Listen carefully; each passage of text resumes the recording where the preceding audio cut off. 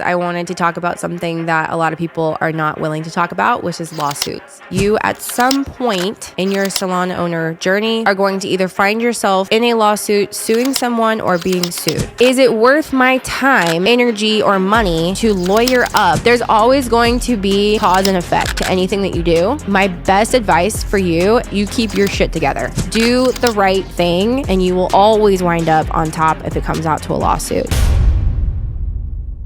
Welcome to the 7-Figure Salon podcast with Rachel and Drew. I'm Rachel. Has anybody seen Drew? Just kidding. He's on a coaching call with one of our clients, Erica.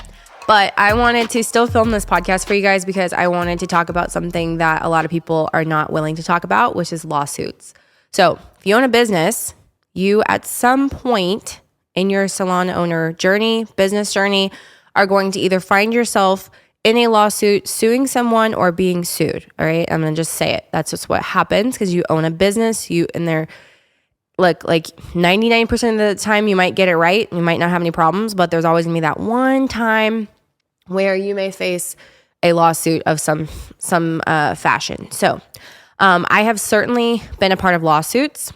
I have not ever been a party of a lawsuit where I have been the one being sued. But I have certainly sued others, and I have won every single lawsuit that I have ever initiated. So I think it's important for you guys to know that if you're going to file suit against someone, make sure that you have more than enough ducks in a row and that you have plenty of evidence, plenty of education to be able to show your attorney, hey, this happened. Here's all my supporting documentation. And this is why this case is a slam dunk. So every single lawsuit that I have ever been a part of, I have won every single one.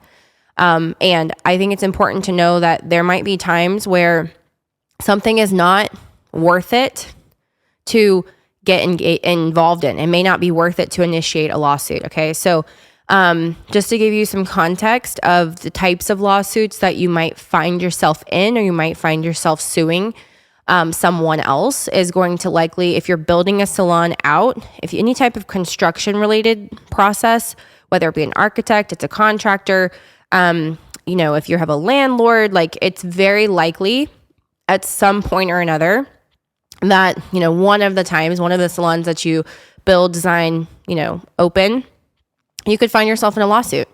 When you find yourself in a lawsuit, okay, and hopefully you're the one doing the suing, okay? Hopefully you're not the one getting sued. Now, I'm going to go through a couple of things. I have a lot of things I want to share, so I'm going to use my notes so I stay on track because otherwise, I always want to make sure these podcasts are short and sweet for you guys. So, different legal challenges, right? So obviously any type of contract that you might find yourself in, whether it be a contractor, it's a landlord situation, you have an architect agreement, maybe you have a designer that's helping you build out your salon, all the way down to lease agreements with renters or employer agreements with your team. There's so many different types of agreements. And if you have a business, you need to be doing business with agreements. It's important because if there's anything that goes wrong, it clearly defines what happens. So it shouldn't come as a surprise to someone or some company if something goes south, like what's actually going to happen? Like what are the ramifications for that? So some of the lawsuits that I have been a part of, I've sued contractors, I've sued architects, I have sued a rental stylist, I have, sued a stylist. I mean, it just depends on what it has to do with. Okay. So, just to give you some context, real life situations, had a contractor built out my first salon, did not build it out to the standards of the contract. Didn't, blew the budget, just didn't do anything correctly, actually built the dimensions wrong. And he actually just finally, after I think 4 or 5 years now on a payment plan, finally just paid me off. His name's Steve. So Steve, thankfully, I've sued 2 contractors. He's the only one out of the 2 that have actually paid and done what he was supposed to do. So props to you, Steve, for paying off your bills. That's great.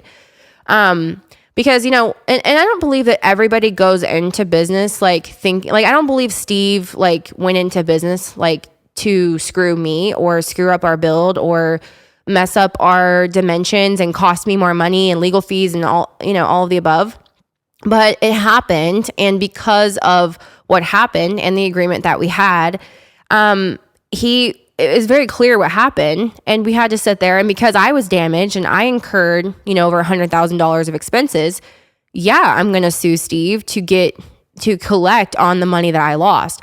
Now, what I see a lot of in the industry is, and this is freaking nuts.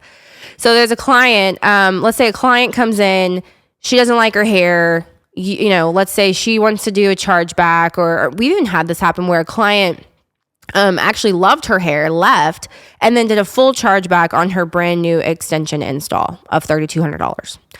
And meanwhile, I have already paid my stylist to do the work. My stylist did a great job. The client was very happy. The client left a great review. The client paid. The client tipped. All, typical stuff. And then the chargeback happens. We reach out to the client where, of course, the payment processor is going to gobble up that money back from us because the client initiated a chargeback. And part of initiating a chargeback is that you are, solemnly swearing that you have a valid reason for initiating that chargeback. You can't just go charge something back because, when you received the service and you were happy with the service. But for whatever reason, this client basically breached her, her, whatever the disclaimer is that they have you agree to with the bank, and initiated the chargeback anyway. Boulevard gobbled up our $3,200 charge. I had already paid my stylist. So now I'm at that middle ground of like, okay, cool. This chick's over here has a brand new, amazing set of extensions and is very happy. This chick over here did a great job, got paid for her work, great stylist, no problems, did her job. And then I'm the employer sitting here, and I'm actually the one who holds the bag, right? I'm the one who is now incurring the loss. The stylist didn't lose, the client didn't lose, now I lose. Now, in that instance, that sucks. Like, that is a really shitty place to be. That sucks. However, is it worth my time, energy, or money to lawyer up to pursue a $3,200 thing over here when I'm going to have to pay my lawyer probably $3,200 at minimum just to go pursue that? Is that worth it? Probably not. So did I? No, I did not. But I definitely fought that charge back, and thankfully we were able to recover some of those funds. Did I recoup the money from my stylist? No, I did not, because my stylist did her job. She did a great job. Unfortunately, me as the business owner, I have liabilities that my stylists do not have, right? Now, if you're listening to this and you're a salon owner, you know what I'm talking about. If you're a stylist listening to this, bet your butt that your owner has a lot more liabilities than you do. And that is why, obviously, they're in the role that they're in and you're in the role that you're in. But, to each their own. Doesn't mean that they're better than you. It's just with more risk comes, more reward sometimes. And then sometimes it just comes along with more problems. So in this instance, I could have pursued the lady for the $3,200 extension install. But at the time, I was like, no, I have my odds are better fighting the chargeback. It's certainly cheaper to fight the chargeback. It just costs my time. And hopefully that, ends up resulting in a positive light for me. And then that way I'm not losing anything. So fortunately that did work out somewhat to the extent that we wanted. But the contractor that I've sued, Steve, who did end up paying off his settlement, I currently have a salon owner who was a previous rental stylist who, exported a client list and opened up shop and poached half my team to go work for her. That's all a fact. So I can talk about it as a fact that happened. So that person is paying me on a monthly basis for 5 years to pay off that settlement.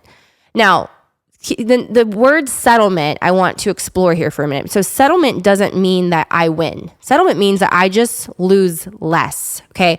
So if you get into a lawsuit, don't ever go into a lawsuit thinking that you're going to recoup every single cent that you once lost. That is not true. Like, the best case scenario is for you to get into a settlement agreement. That's the best case scenario, because it's very expensive to go to trial. It's very expensive to have depositions. It's very expensive to retain attorneys. So make sure that if you are going to actually pursue a lawsuit, that you know what you're up against, that you have a clear conversation with your attorney and you understand, okay, if we take this all the way, roundabout estimate, like, what does this look like for me? because if it's above and beyond whatever your damages are, it may not be worth it. So there's nothing stopping you from sending a demand letter to somebody that fucked you over. There's nothing stopping you from doing that. And I would recommend making sure that if somebody does do something, that you do send a demand letter. And if you have an attorney, if you have a business, you should have an attorney that you have retained. And my attorney's amazing. His name's Danny. He's been working with me for, 7, maybe 8 years now. He's awesome. Like, he knows me very well. We have a very candid relationship. He's honest. Like, okay, this is worth your time. This is not worth your time. And, best case scenario, this is where we're at, and just make sure you have those clear lines of communication with your attorney, because that's going to make sure that at the end of the day that you, even though you're not winning, you're losing less, but that the attorney isn't sitting there winning at the end of the day and you're just paying the bills. So another thing that you want to look out for is to make sure that as things are happening, like projects, whether it be a build out, an architect process, make sure you're documenting things. Make sure that you don't sit here and I don't like having phone calls. I like having Zoom calls that are transcribed, and I like having emails and any type of written messages. So it's important that you try to keep your communication in writing as best you can, because you never know, someday, one day, you may need that information, and you might need that recollection of what actually happened based on what you think happened or what they think happened. This is the actual fact. This is the link to the Zoom call. This is the transcription from the Zoom call. These are the emails. It's important that you stay organized. And I have a lot of clients that I work with, and I can tell you that anytime a client has ever shared their screen with me and their email, little number box is up, I'm like, oh my gosh. Make sure that you stay on top of your emails, because if you are not on top of your emails and you're not organized, you're going to have a really, really hard time if you do find yourself in a lawsuit being able to actually prove up what happened. So another thing that you could separate issue, not a civil issue necessarily, is going to be any type of criminal lawsuit. Okay, so theft is if someone comes in and they steal something. Now, with this particular client that essentially stole $3,200, they did a chargeback, so that kind of made it a civil thing. But had they, let's say, stolen $3,200 worth of merchandise, that would be a different situation. That, yes, you could file criminal charges. The DA could pick up cases. That doesn't require a lot of legal fees on your behalf. That's more so the state gets involved and the DA can either take it or don't. We've actually had a lady, guys, Natalia, have been through it all. I have. We actually had a lady that came into our newest location probably 6 months ago, and she stole a bunch of stuff from the boutique. And this was an older lady, which was surprising, because I never would think that this old lady would just come in and load up on all my stuff for free. But yeah, she left, and she had a bunch of our jewelry and stuff, and our manager went out there, and she was like, hey, which is, I would have probably had the manager just call the cops, hindsight. I didn't hear about this until after it happened. But I was thinking, okay, you could have gotten hurt, had gone out there and confronted her. What if she would have hurt you or something? But I guess given the fact that she was an old lady, she felt comfortable going out there and confronting her on it. And she ended up calling the police. The lady ran off, as fast as a little old lady could run, ran off. And anyways, the police actually did end up finding her, and they found her at another store nearby, and she was also shoplifting there. So she actually did go to jail. I have a mugshot of her on my phone, just freaking hilarious. But yeah, stuff like that happens. And that's not a lawsuit, but that's definitely a legal problem.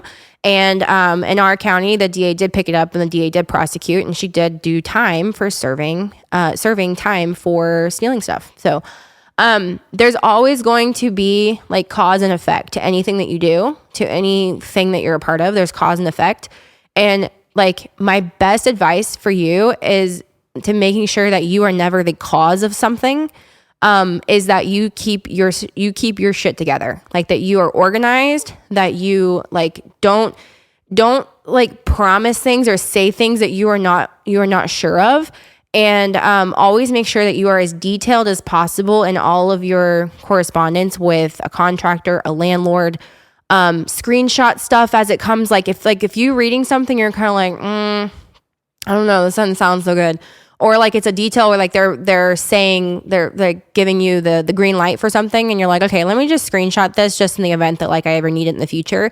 That's something that I'm really good at, because that ends up saving me tons of time and energy, like having to search for stuff later in the event that something, goes wrong. So on the employer side, you also, if you're an employer, you've got workers' comp, and you have all of your unemployment insurances and things like that, your unemployment claims and stuff like that. It's important that if you have an unemployment claim, that you, number one, show up to the freaking call about it with your workforce commission. When they mail you the letter, make sure you open it, make sure you show up to the call. If for some reason you get the letter, and the letter, USPS kind of sucks. There's been times where like letters have been mailed to me, but I don't actually get them for like 6 weeks later. Make sure that you do call, you do your due diligence, you call, you explain what happened, and get you back on another hearing. Most times the other person that is claiming unemployment is not going to show up to the call, and you'll win every single time. And also, if you are firing someone, or make sure that you have documented everything. It's important that you do that, because if you don't document basically the paper trail as to why this person's being fired, this is the first write-up, here's what happened. Here's the second write-up, this is what happened. Here's the third write-up, this is what happened. And then now we're terminating. If you don't have that paper trail and you're an employer, you will definitely have a hard time winning an unemployment claim if that person decides to file unemployment. Now, on the other side, if someone quits and files unemployment, which is freaking hilarious to me, because I'm like, you quit and yet you're trying to get me to pay your unemployment, man, you quit. So if someone quits, they cannot get unemployment, period. So sometimes what people will do is they will drag it out, and they will just kind of do the least to like not get fired, or they'll even be bold in their decisions and get to the point where you fire them. And that's so that they can claim unemployment. So just make sure that you document everything.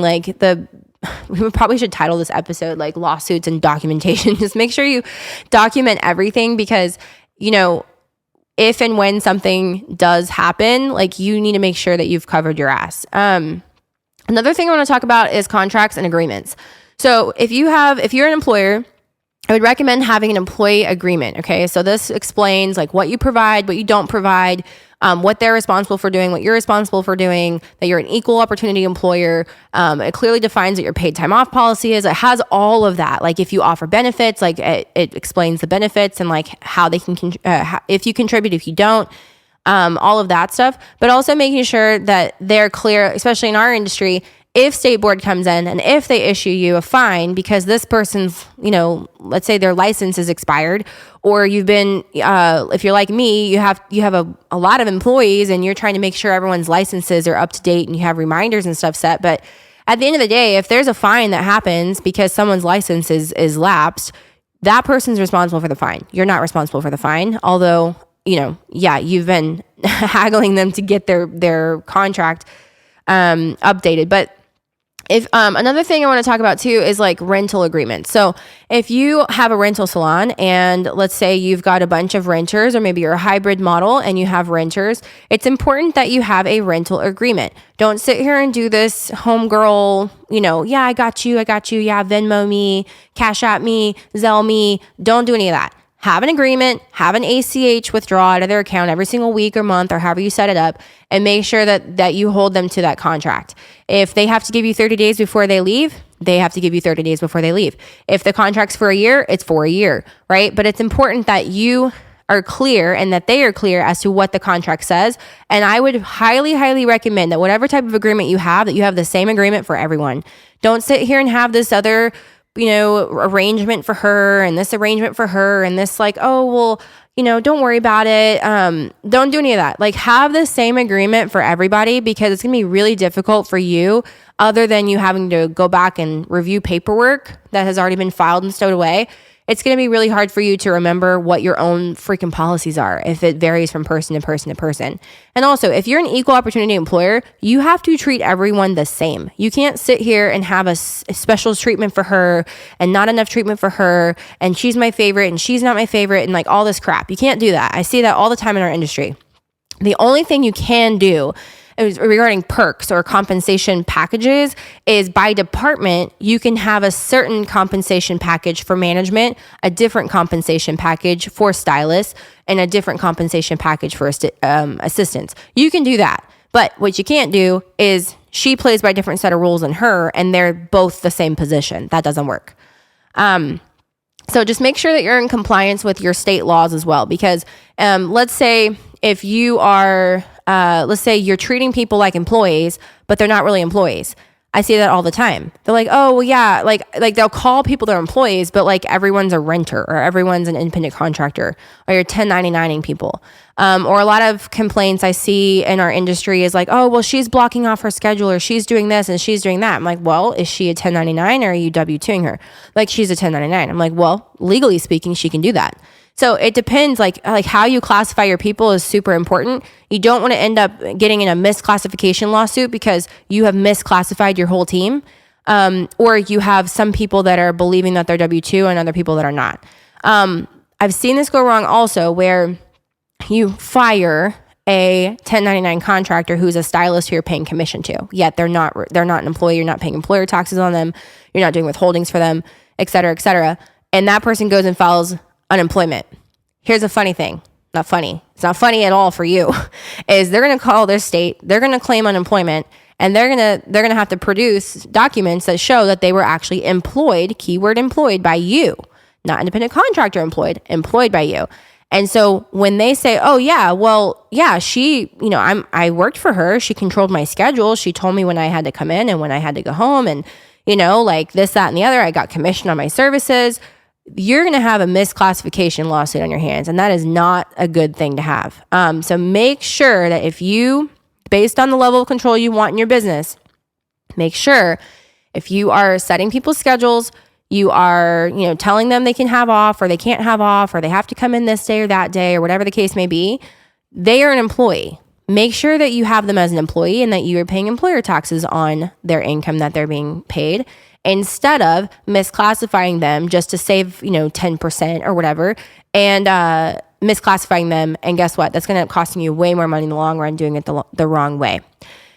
Also, make sure too that you are on top of all of your tax filings. Okay. So what you don't want to do is neglect the numbers. And I know a lot of people in our industry neglect the numbers because they aren't numbers people.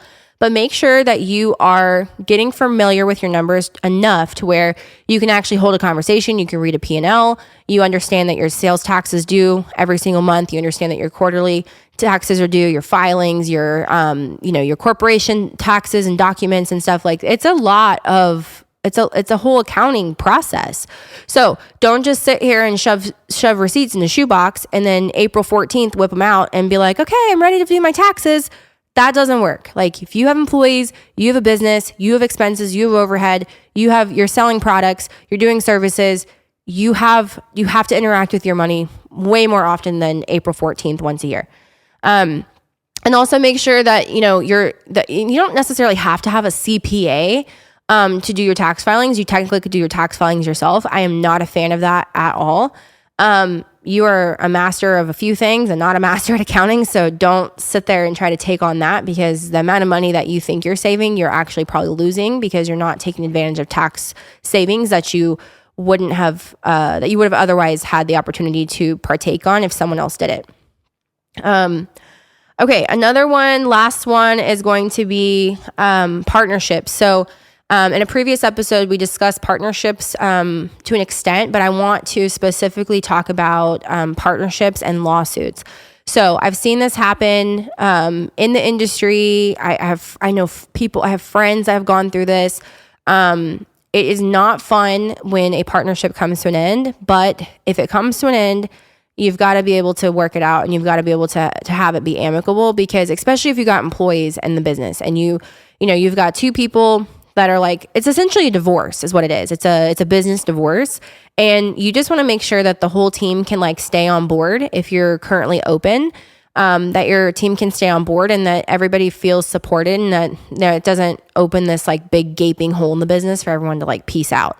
Because people don't like to be a part of stuff like that. Like, people, it's the same thing. And like, when people get divorced, like, people always pick sides. Like, family members, friendships, like, people pick sides, and like you don't want your employees picking sides necessarily. So if you're going to go through a partnership, dissolution, and you're going to, hopefully it can be, quick and easy, and you have an operating agreement. So it's like, hopefully, a lot of the feelings can get put aside and you guys can just deal with the facts and follow along in the operating agreement as to like what the steps were going to be if and when that happened. But if you don't have an operating agreement, I would definitely make sure that you have an attorney, you retain an attorney, they retain an attorney. Do not share the same attorney. A good attorney would tell you they aren't allowed to do that anyway, because you've got an entity and then you've got two partners, all right, or three, or however many you got. So you want to make sure that maybe if there's an attorney, if let's say the company is in a lawsuit, then yes, and you guys are okay and you're good as partners, then yes, that company can have and retain the same attorney as the individuals. If you're going through a business divorce or a partnership dissolution, what you want to make sure of is that you have your own attorney, they have their own attorney, and that you guys can do some sort of settlement agreement or work it out. And it doesn't have to go into becoming like a bigger issue where you're in a courtroom. So, look, the summary of this whole thing is like, not saying any of this stuff to scare you. I'm just trying to educate you as to like what could happen, what has happened for us and how to handle it more so that, like if you're stepping into something, you're like, oh yeah, Rachel told me about this. Like I've heard about this. I'm familiar with this. And you don't just go into it blind. That's always what we're trying to do with these episodes where we talk about more controversial things is really just educating you. So that way you can approach these things with more confidence, and just a little bit more know-how than you might otherwise have had you not listened to it. So, but the main thing is just to be organized, keep track of as many details as possible, screenshot things, make sure, like I love using the search feature in my photos. Like if I go into my photos app, and I click the search bar, like I literally can like search for anything in my phone. And I do this often because Drew loses his ID on a regular basis. And, so I just type Michael Drew Thomas and then I can pull up his ID on my phone. And I use this search feature all the time. I also use Basecamp. You guys know I'm a big fan of Basecamp, and, Basecamp is where I keep all my stuff, like my documents, my files, like even down to like my Nordstrom notes. Like I literally take pictures and I put everything in Basecamp because again, I can use a search feature and I can find anything. So just be as organized as possible and do business in good faith. Like don't be shady. Don't do sketchy shit. Don't lie. Do the right thing and you will always wind up on top if it comes out to a lawsuit. If you ever find yourself being the one being sued, don't make it ugly. Don't make it more dramatic than it needs to be. Like, just be honest and just like show like, hey, I really tried to make this work and unfortunately it didn't work. And this is where we're at now. So I apologize for XYZ. My hope is that we can come to a settlement agreement and we can pay this out over time. I'm so sorry that it even resulted in this. Like, just be honest and just be a good human. And, but if you are in a lawsuit, you're the one doing the suing and not be on the other side.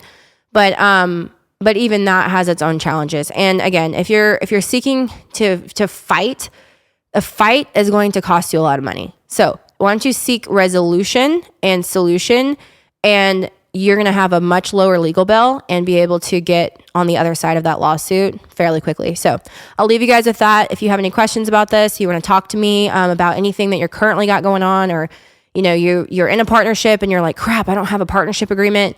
Whatever the case may be, reach out to me on Instagram and I'm happy to talk to you about it and help you navigate those waters. But I'll see you guys in the next episode.